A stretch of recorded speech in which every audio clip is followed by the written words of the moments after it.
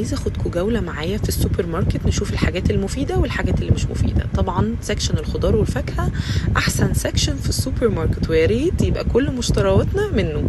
انا شخصيا بحبه جدا وبطول في السكشن ده قوي قوي. السكشن ده الشيبسي، وده يا ريت محدش يعدي منه يا شباب، محدش يعدي جنب السكشن ده، لا بالاطفال بالزيت، نبعد عن السكشن ده.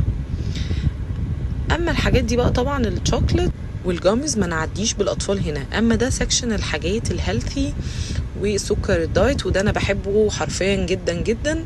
وده الالبان بقى، الالموند، الناس اللي عندهم مشاكل في اللبن، الحاجات الفات فري واللايت والفول كريم. السكشن ده طبعا سكشن دايت وتحفه، وبيديك افكار لحاجات صحيه كتير. هنا بقى الزبادي اليوناني ومنتجات اللايت، ودي تحفه طبعا جدا. طبعا الاندومي مش هنعدي من جنبه، ها. عندنا زيت الزيتون وده مهم قوي قوي. البيبسي مش هنعدي برضو من جنبه. وطبعا اللحوم المصنعة دي من أسوأ الحاجات ولازم نبعد عنها. ما نفكرش نجيب برضو كوفي ميت ومبيضات. وبكده يبقى خلصنا الجولة. باي.